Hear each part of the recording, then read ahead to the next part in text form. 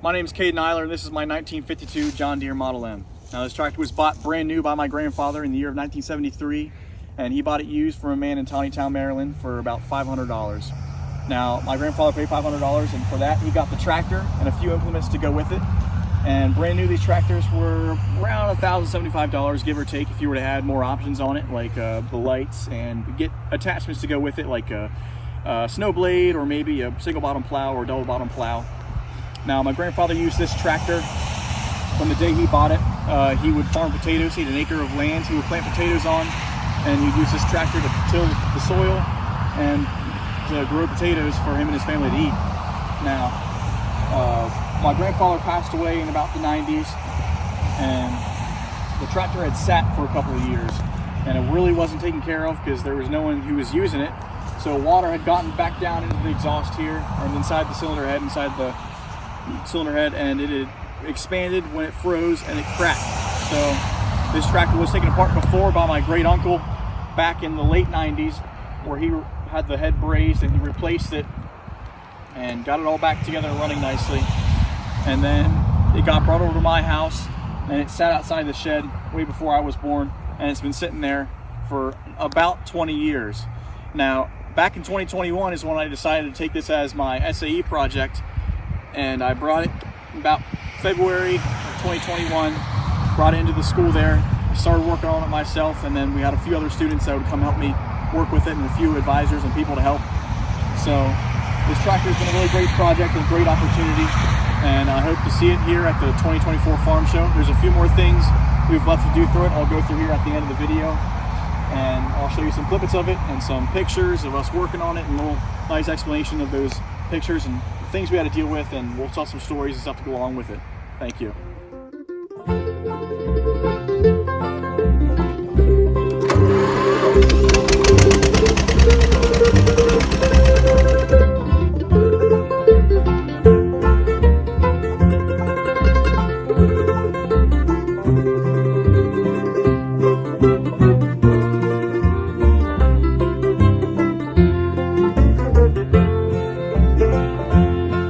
As I lay here in your loving arms tonight,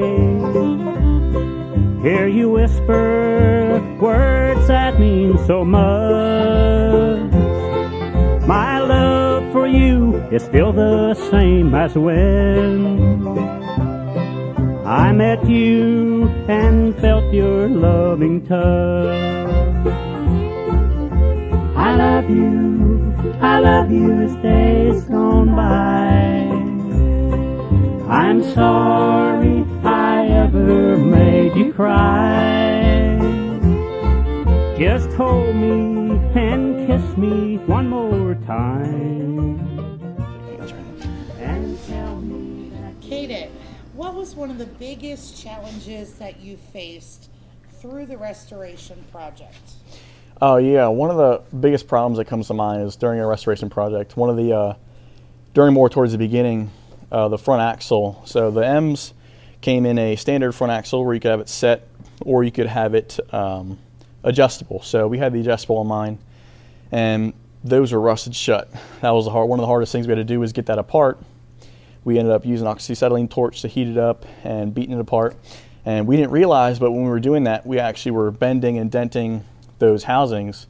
So when it came time to put the axle shaft back in the drop housing, it was bent and we could not get in there. We ended up destroying a couple bearings, and the hard thing was finding parts for that, because they had 3 different types, and ours was splined with a taper, and it was kind of the rare type that you could find for these front axles. And so we ended up buying, I think, about 2 whole front axle assemblies, about 4 different parts, just to get 2 that would match up enough to put back in for those axles. So that was one of the biggest challenges. We spent multiple nights on that and a lot of time, but yeah, it was still fun opportunity. I mean, yeah, tractors are nothing new to us.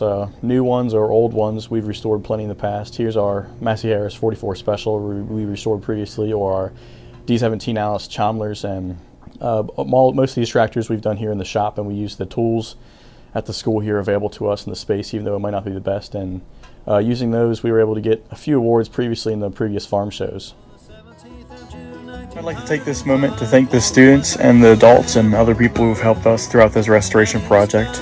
The students, who include Austin Bitzel, Ethan Livelsberger, Dustin Muckmaster, Mitchell Feeser, and Trevor Cole. The adults being Jody Brown, Roger Brock, Jim Penton, Brian Feeser, Ben Stonecipher, Jesse Brandt, and Dan Gilbert.